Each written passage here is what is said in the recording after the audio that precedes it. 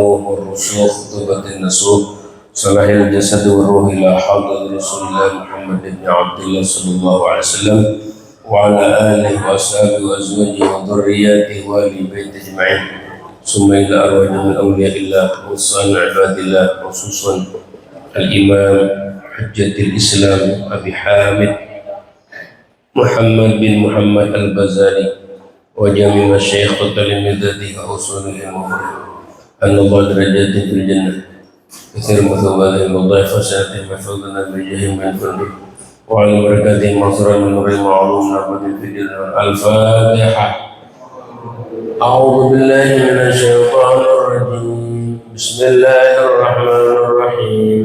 الحمد لله رب العالمين الرحمن الرحيم مالك يوم الدين إياك نعبد وإياك نستعين اهدنا الصراط المستقيم صراط الذين أنعمت عليهم غير المغضوب عليهم ولا الضالين.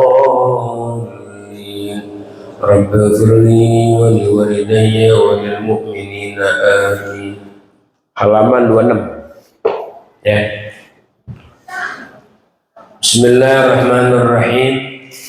Alhamdulillah rabbil alamin wassalatu wassalamu ala asyrafil mursalin sayyidina wa maulana Muhammadin wa ala alihi wa sahbihi ajma'in, amma ba'du.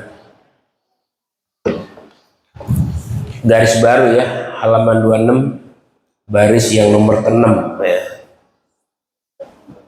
Dari atas tuh 6 baris, dari atas tengah-tengah ada bacaan i'lam annahu yambaghi lis-saliki syaikhun mursyidun murabbin liyukhrijal akhlaqas sayyi'ata minhu bitarbiyatihi wa yaj'ala makanaha khuluqan hasanan.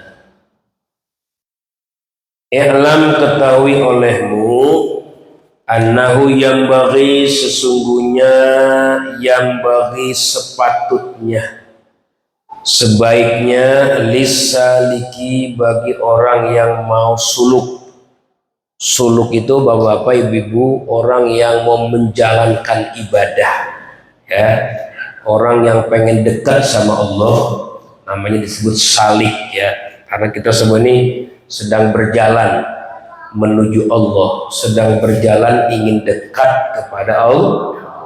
Sebab selagi kita jauh Pak, jauh sama Allah, apapun fasilitas yang kita punya nggak akan bikin kita tentram, nggak akan bikin kita nyaman, nggak akan bikin kita tenang. Sebab ketentraman, kenyamanan, dan ketenangan hanya ada pada dekat kepada Allah. Jadi orang kalau jauh sama Allah hidupnya keder. Orang kalau jauh daripada Allah akan salah jalan. Meskipun dia punya segala-galanya di dunia ini, tapi kalau dia kehilangan Allah, sesungguhnya dia kehilangan segala-galanya. Gitu. Nggak bisa mempergunakan hartanya, jabatannya, fasilitasnya secara tentram, tenang gitu. Jadi kuncinya kita nih sedang jalan mendekat kepada Allah. Nah, tergantung jalannya. Ada yang jalannya lancar, ada yang jalannya rondal, ada yang jalannya ngesot, ya macem-macem ya, macem-macem orangnya.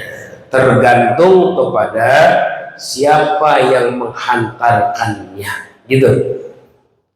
Makanya di sini katanya salik itu orang yang menempuh jalan ingin kepada Allah. Apa yang patut bagi dia? Syaikhun mursyidun, seorang guru. Syekh itu guru ya, guru mursyid. Guru mursyid itu guru yang memberikan petunjuk. Murabbin, yang memberikan tarbiyah. Ada katakan laulal murabbi ma'araftu rabbi. Kalau nggak ada pendidik, nggak ada murabbi, saya nggak kenal Tuhan. Nah, jadi orang itu dalam hidupku Pak harus punya yang namanya guru pembimbing ya, guru yang mengarahkan, menuntun, membimbing dia jalan dekat kepada Allah. Nggak bisa jalan sendiri.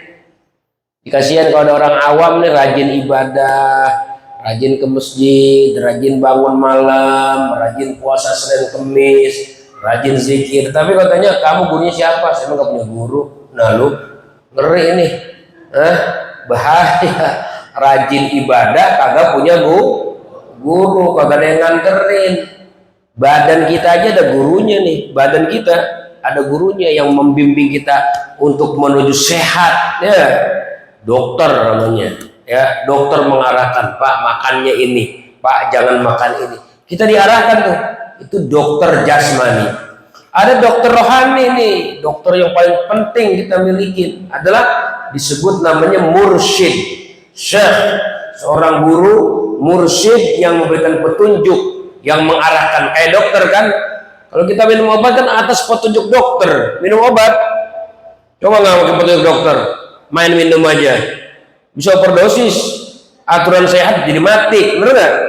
Kagak ada petunjuk dokter. Makanya di tempat-tempat apa namanya sebutnya, ya, obat-obatan tuh, ya, bungkusannya harus dengan resep dokter, artinya petunjuk.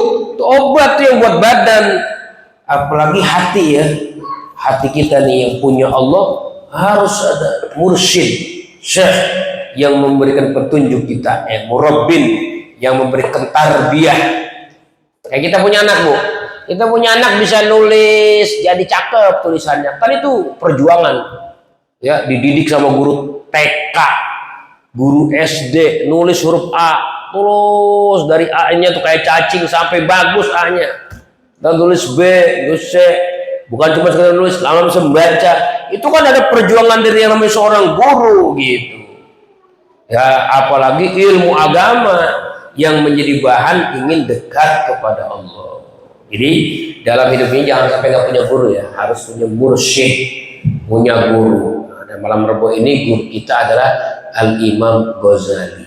Mudah-mudahan Imam Ghazali kita jadiin guru, amin. Apalagi kalau bisa mencari ulama-ulama yang masih hidup, yang ahlu taqwa, ahlu soleh, ya, yang punya pesantren, terkenal baca kitabnya pinter, terkenal orang yang akhlaknya mulia, gitu. Kita harus punya program, datang silaturahmi, ya, bawa rezeki kita, ya, minta nasihat, minta arahan, minta bimbingan, biar kita dekat kepada Allah. Sebab kita pengen dekat kepada Allah, mustahil kalau nggak lewat orang-orang yang udah dekat kepada Allah. Harus dekat sama orang-orang yang dekat kepada Allah, gitu ya. Sebab ini guru yang syekh, yang mursyid, yang murabbi, dialah liyukhrijal akhlaq as-sayyi'ata minhu. Dialah yang bisa mengeluarkan akhlak buruk, akhlak-akhlak jelek yang ada pada diri kita. Dia tuh yang bisa ngeluarin sombong, dengki, benci, hasud, ya, dendam. Itu kan penyakit-penyakit hati tuh. Wah, itu nggak bisa diobatin dewe. Harus ada sang guru. Seperti ada orang punya penyakit dalam, misalnya penyakit kencing batu, misalnya. Ada batunya di dalam apa? Ya, di dalam kemihnya, kandung kemihnya ada batu misalnya. Itu kan harus, bukan dokter puskesmas itu mah, bener nggak? Kalau dokter puskesmas kagak bisa dia akan ngasih rujukan, Pak, tolong ya saya rujuk aja nih di rumah sakit misalnya Cipto.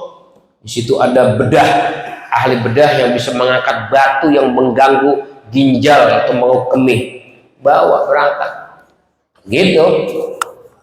Nah, ibu-ibu yang kita pada ngaji di sini nih, di masjid ini, ya, rata-rata gurunya ibarat dokter puskesmas, ya, namanya dokter puskesmas pas-pasan adanya, udah kan.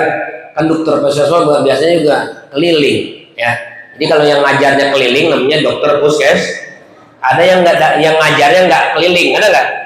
Iya, yang pesantren-pesantren tuh, ya, yang punya pesantren gede, yang kagak ngajar di masyarakat, ya, dia mah di pesantren aja. Itu ibarat dokter Cipto, bener nggak? Dokter itu ada nggak yang keliling kampung-kampung? Ada, ya enggak? Tapi kalau dokter puskesmas bisa keliling dia. Ini kok warga gak ada yang berobat pisan, bagaimana kita yang keliling yuk? Keliling dia, bener nggak? Dia sudah merasa tuh di kolam rumah kita, merasa apa sih, jentik apa namanya? Merasa jentik, merasa ini kan begitu ya? Dokter keliling ya, namanya juga pedagang asongan, bener nggak? Kalau pedagang asongan kan terbatas ya nggak? Bener nggak? Beda nggak kalau kita belanja di di pedagang asongan sama kita belanja di hari-hari, bener nggak? Kalau kita ke hari-hari apa aja ada, cuman kan hari-hari orang ngayap dia mah. Di situ aja yang ngayap mah asongan, bener nggak? Kita nanya bang, ada itu bang? Ya lagi kagak ada bu. Kalau yang satu lagi kosong. Lah bang dagang kosong semua. Ya maklum pedagang asongan kan begitu. Iya kalau misalnya suka keliling-keliling ngajar tuh ke kampung-kampung, namanya ibaratnya dokter keliling, bener nggak? Bukan dokter sih namanya, apa namanya? Mantri ya, namanya mantri. Jadi kalau misalnya kagak sanggup nanganin, kasih rujukan. Makanya kita kasih rujukan nih, ada rujukannya, ya kasih rujukan. Imam Ghazali nih rujukannya ya.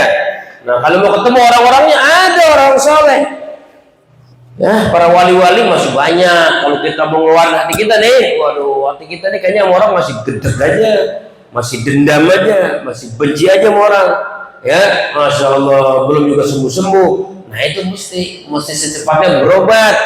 Kemana? Ke dokter yang namanya syekh, mursyid, murabbi, ya, orang-orang yang bisa mengeluarkan penyakit-penyakit hati kita, akhlak-akhlak yang buruk ya.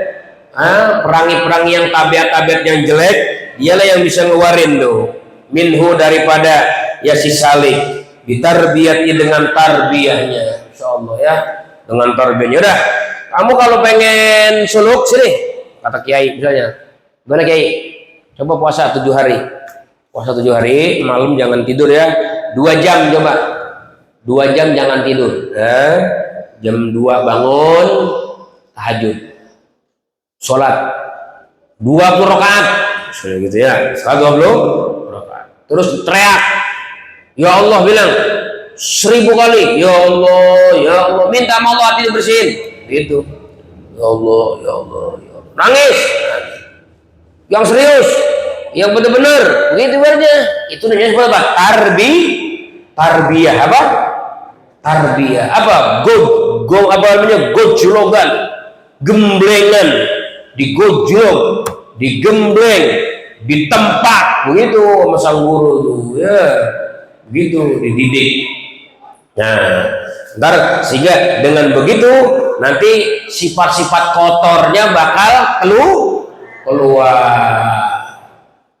Ibarat kayak kita ibu-ibu bisa punya penyakit di sini banyak lendir-lendir, membuat kita ya sesek napas nggak lancar.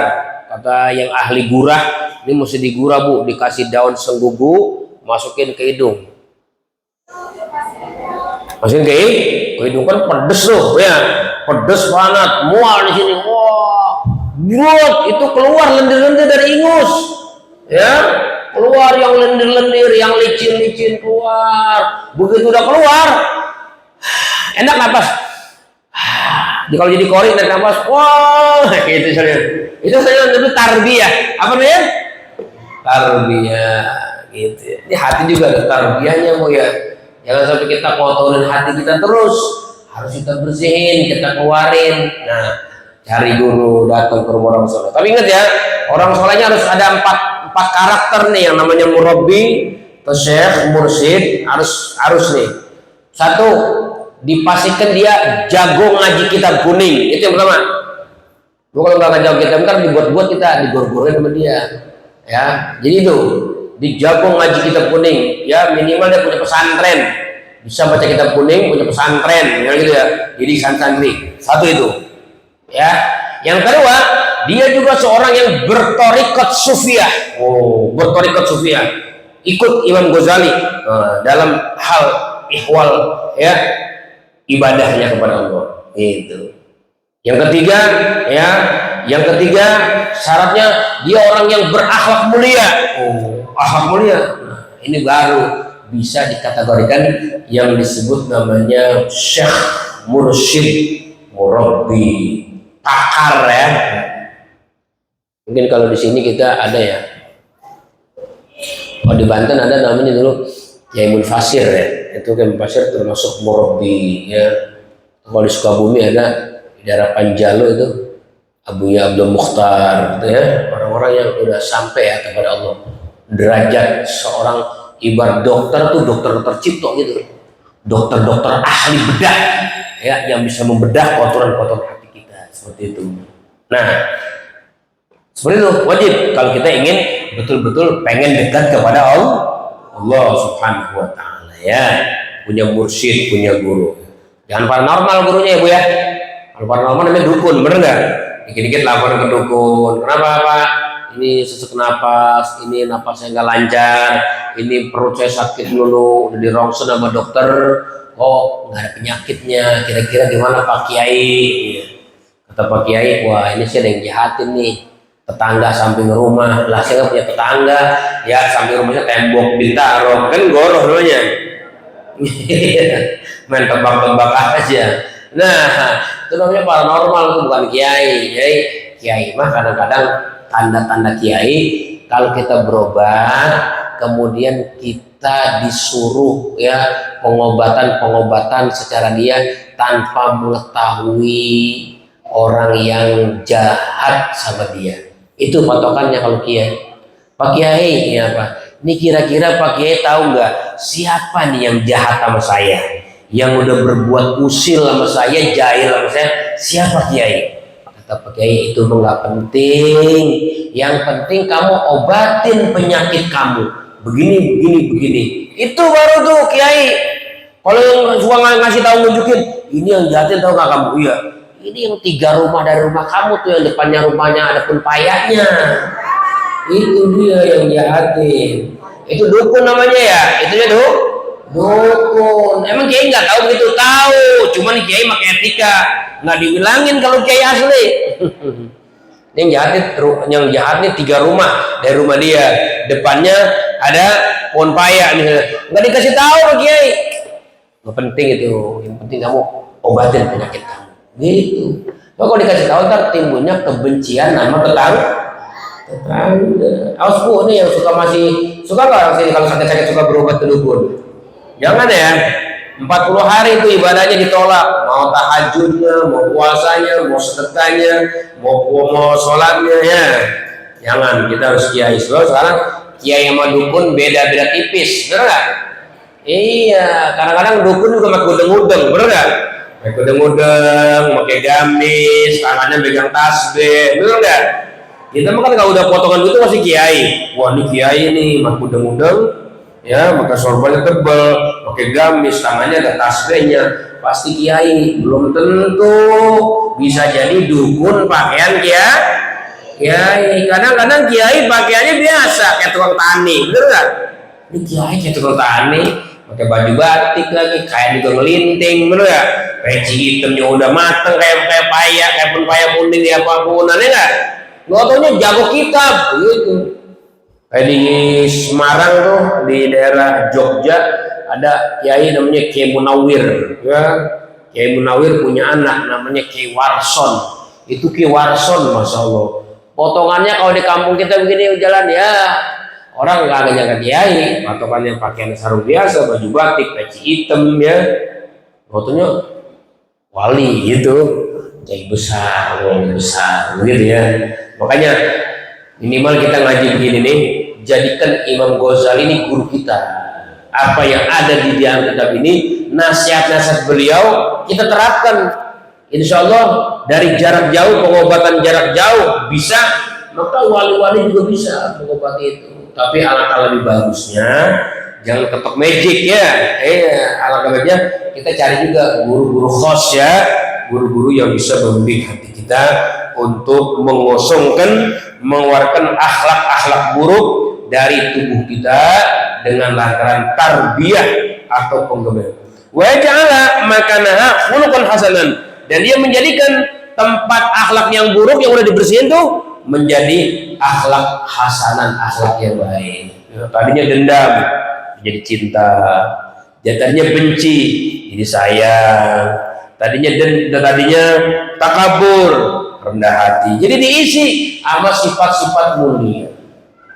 Makanya dalam Islam itu ada yang namanya mengosongkan sifat-sifat kotor dan mengisi dengan sifat-sifat yang bersih. Kayak ini kayak masjid.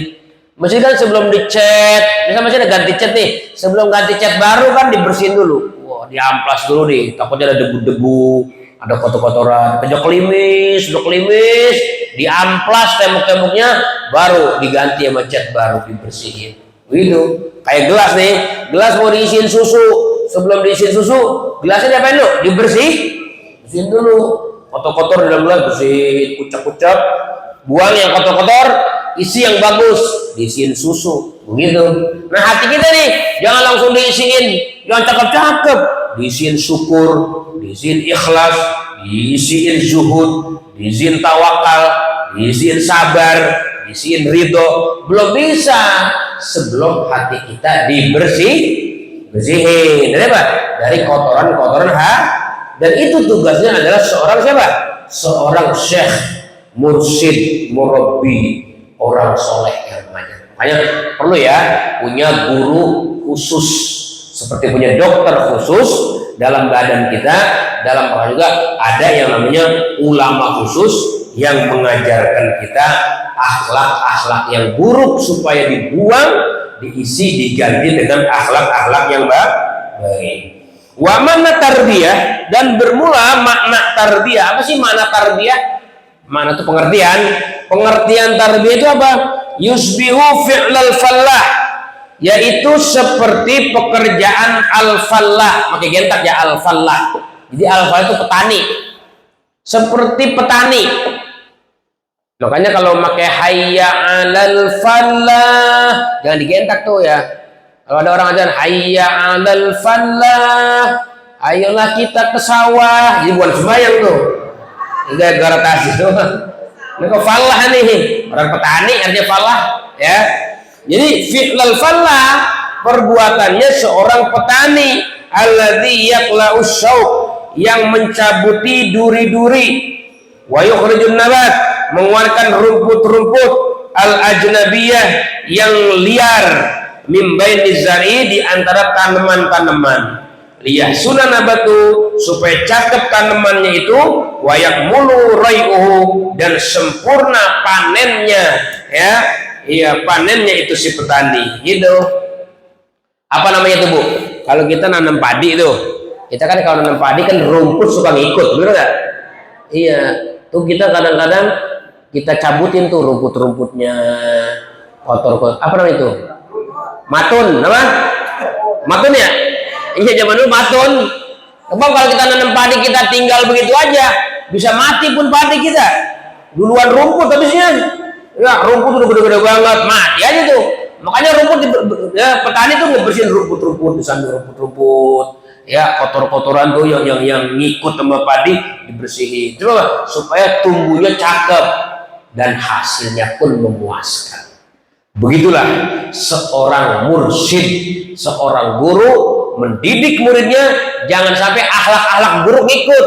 Sebab kalau ngikut akhlak buruk, ya Allah, ya jadi nggak bagus hasilnya nantinya, nggak bagus. Jadi orang yang bertakwanya nggak bagus. Kenapa?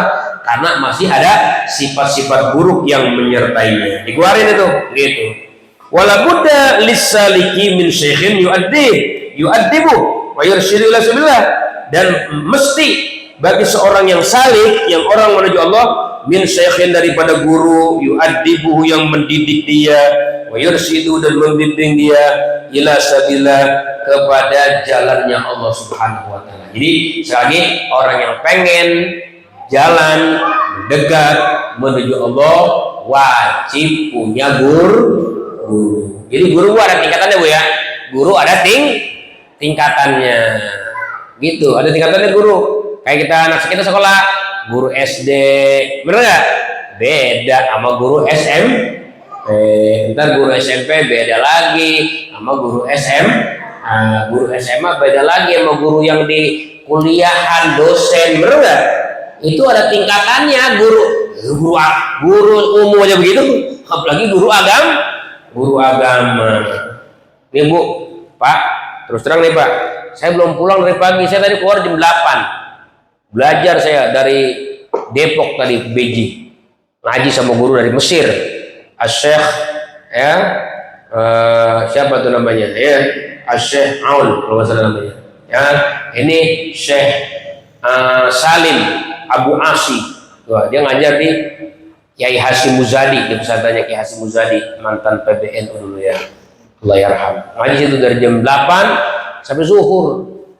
Udah selesai tutup zuhur, saya lanjut lagi ke Gaga. Ya. Ada guru dari Mekah tadi, Syekh Anas dari Mekah, murid Syekh Yasin Al-Fadani. Belajar itu. Berapa tuh kita? Jam 12 dari sana sampai setengah 2. Jam 2 mulai. Jam 5 tadi baru selesai ngaji. Mau pulang tanggung, langsung mari. Kagak mandi lagi nih. Ya. Itu apa? Artinya guru belajar lagi sama gurunya. Dia juga guru belajar lagi. Punya guru. Nah, itu kalau pengen punya guru begitu. Ada apa? Ada sambungannya. Itu gurunya ngaji lagi apa kagak begitu. Ada sambungannya. Tuh saya lihat tadi guru ya yang di Depok, dia membacakan sanad gurunya bahwa dia dulu pernah belajar sama seorang ulama besar, Said Ramdan Al-Buti, yang waktu itu ditembak lagi ngajar di Syria ya. Ini saya Anas juga punya guru, saya Yasin. Jadi mereka tuh punya guru lagi, di atasnya ada dokter lagi, ahlinya begitu. Ya, makanya itu penting banget kita dalam hidup ini punya guru. Ya mudah-mudahan walaupun gurunya sekelas mantri ibu-ibu, kalau diamalin insya Allah sampai juga kepada Allah. Amin.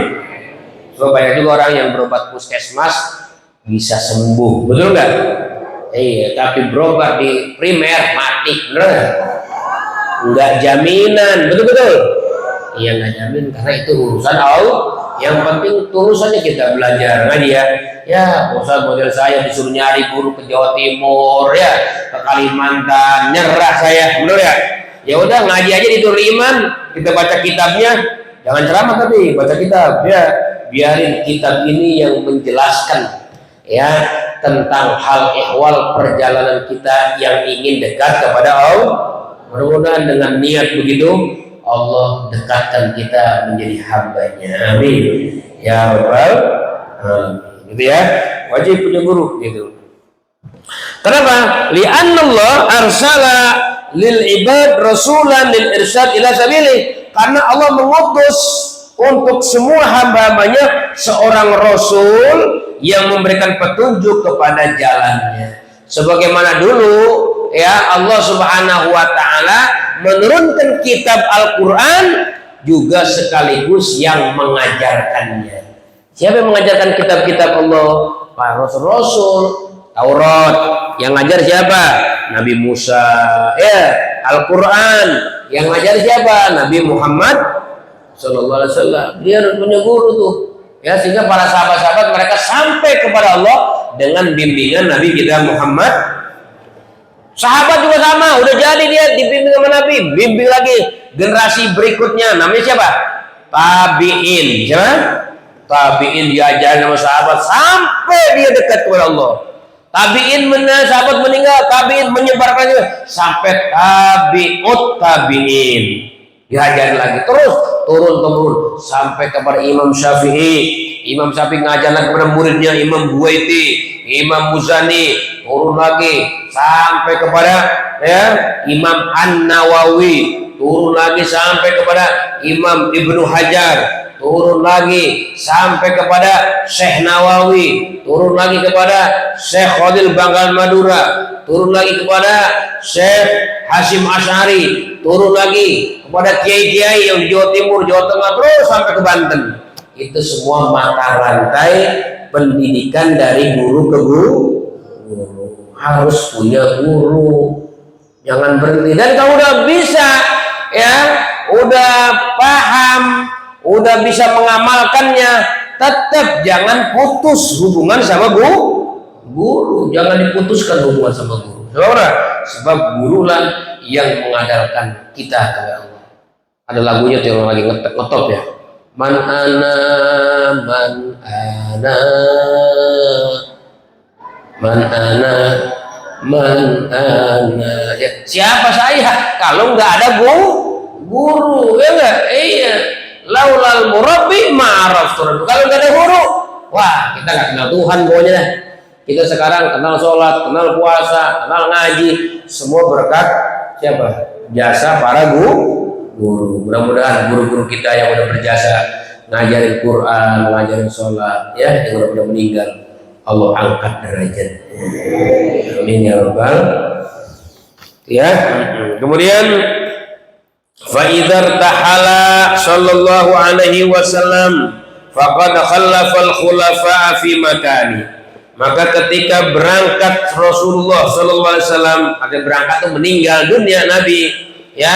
Nabi meninggalkan dunia yang fana ini, meninggal, berangkat Nabi dari alam dunia menuju alam akhirat. Faqad khallafal, maka menggantikan yang jadi khalifah al-khulafa'a, para khalifahnya, pengganti-penggantinya, fi makani, posisinya, hatta yursidu ilallah, sehingga mereka menunjuki orang lain kepada Allah. Turun sahabat sampai lagi. Wasartu syekh, syarat guru nih. Ini saya di sini maksudnya syekh ini ya, dokter kaliber, dokter Cipto sama dokter apa namanya? Dokter ahli ya, dokter ahli. Jadi dokter juga ada kelas, benar nggak? Dokter ada kelas-kelasnya nggak? Ada ya. Paling rendah dokter apa namanya? Mantri ya. Dari mantri ke dokter. Kalau yang di puskesmas itu dokter juga ya. Dokter juga. Ntar dari dokter puskesmas dirujuk ke Sari Asia atau ke primer, dokter juga. Nyerah juga dokter primer, dikirim lagi ke dokter Cipto, benar nggak? Kalau dokter Cipto nyerah juga, dikirim ke dokter Singapura. Dokter Singapura nyerah, kirim lagi dokter Eropa. Dokter Eropa nyerah, serahin malaikat maut, ya kan? Mati. Lah iya, udah begitu batasannya. Nah ini sama nih, guru juga ada tingkat-tingkatannya. Ini guru yang ahli. Bagaimana syaratnya? Wasyartus syekh, syaratnya jadi guru yang bisa dananin akhlak kita nih. Gimana? Alladzi yasluhu ayyakuna naiban li Rasulillah sallallahu alaihi wasallam. Yang dia itu pantas, cocok, bahwa dia ini pribadi yang menjadi naib. Naib itu pengganti ya. Naib itu wakil. Wakil siapa? Rasulullah. Berarti wakilnya Rasulullah sallallahu alaihi. Waduh. Naibnya Rasulullah. Naibnya Rasulullah itu ya. Guru yang semacam itu ya. Itu katanya. Kemudian alai ayyakuna aliman. Satu, syaratnya harus orang alim, orang yang berilmu, kenal sama Allah, kenal dengan tauhidnya Asy'ariyah ya, kenal dengan akidah sifat 20 ya, usulnya benar itu. Walakin la kullu alimin yaslul khilafah. Tapi ingat, enggak semua orang alim pantas untuk jadi khilafah ya. Pantas menjadi apa? Menjadi pengganti Rasulullah sallallahu alaihi. Iya, sebab ada juga ibaratnya enggak apa namanya, enggak bisa jadi mursyid, enggak bisa jadi teladan tuh guru, ya enggak? Kadang-kadang kan ada guru bu, ngajar mah pinter sih Pak Ustadz, cuman kalau minjem duit orang ganti, begitu. Lah Ustadz minjem duit orang ganti, bagaimana itu? Ya kan jelek banget ya. Iya, mana sering mampir lagi ke rumah, kalau mampir ke rumah mending, ya ngobrol doang. Ujung-ujungnya minjem duit sini 5 juta, begitu ya. Udah kabar udah setahun orang ganti-ganti, kita mau nagih, orang enak gurunya, kita orang tagih ya enggak, gurunya orang sadar lagi kan itu ya. Nah itu namanya guru PA namanya. Punya hutang terbayar. Ya.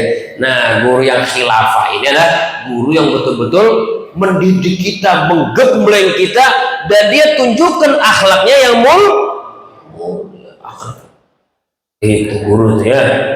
Pokoknya kalau sekarang ya kayak begini, Imam Ghazali ya, kalau sekarang yang masih hidup itu dah, Kiai Munfasir, Kiai Abuya Abdul Mukhtar yang Sukabumi itu ya, album yang di Jawa Timur di pesantren tuh, yang pesantren itulah, masya Allah, Kiai besar semua ya, itu begitu, yang punya pangkat pengganti Nabi Muhammad Sallallahu Alaihi Wasallam itu. Jadi nggak semua orang alim ya pantas dijadikan khilafah. Ya namanya ada kalau ibarat itu, ibarat tingkatan guru, ada namanya syekhut ta'allum, guru yang hanya bisa ngajar, bisa nggak? Tapi nggak bisa jadi contoh tuh guru, bisa ngajar, cuman nggak bisa jadi contoh ya. Guru tukang bohong, misalkan itu ya, ya kan jadi bisa ngajar pinter, cuman kagak jadi itu namanya belum jadi khilafah, baru syekhut ta'lim. Ada lagi syekh tabarruk, guru yang cuma kita ngambil berkah ya, ngambil berkah guru, orang soleh, orang baik, datang kita minta doanya, ngasih ayat, bu.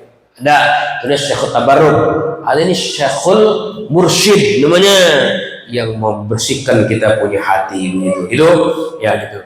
Nanti akan dijelaskan pada pertemuan berikutnya penjelasan tentang tanda-tanda orang yang pantas menjadi mursyid, menjadi guru ya. Mudah-mudahan Allah pertemukan kita dengan mursyid. Amin. Ya, makanya ibu-ibu, bapak, kenapa kita ngaji begini ya? Ini udah ibarat ngaji malam Rebo ya, ngaji malam Rebo nih.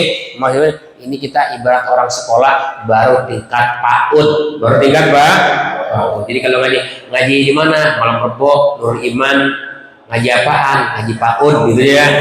Emang apa? Karena gurunya juga PA gitu.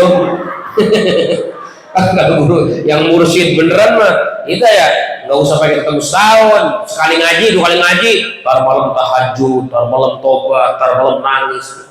Kayak cerita saya punya orang tua saya tuh dulu cerita, itu dulu waktu ngaji di Kuitang, Habib Alil Habsyi ya, yang punya itu nggak usah pakai ceramah dia mah, ngucapin la ilaha illallah orang zikir, afdal maqadu la, itu orang se-Kuitang nangis semua. Kata bapak saya, malamnya kita semua yang khusyuk, zikir, takut sama begitu, itu baru ngomong la ilaha. Nah kita mau ngomong udah sejam lebih juga, ya. Ntar mau pulang habis sembahyang isya, boro-boro tahajud subuh setengah 6 gitu ya.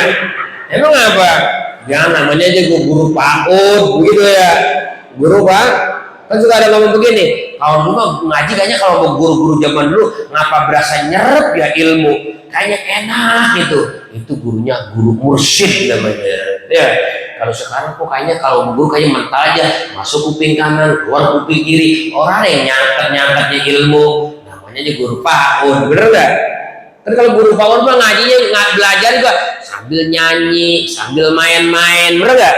Namanya guru TK begitu ya. Jangan panggil guru itu apa? Guru itu marah lucu, ceramahnya kan begitu. Nyarinya yang celak yang lucu, udah kayak PAUD jadi kita. Ya nggak? Ngaji yang paling bagus ada nangis, lagi ngaji takut dosa gitu dia. Nah itulah ya tingkatan guru. Nanti kita akan diperkenalkan oleh Imam Ghazali, guru-guru mursyid yang bisa mengantarkan kita dekat kepada Allah Subhanahu wa Ta'ala. Mudah-mudahan ada manfaatnya. Rabbana taqabbal minna innaka antas samiul alim wa tub alaina innaka antal tawwabur rahim. Sallallahu alaihi wasallam Muhammad wa alihi wasallam. Walhamdulillahirabbil. Ingatin ya, 4 baris halaman 27 akan memberikan penjelasan tentang Syekhul Mursyid. Sallallahu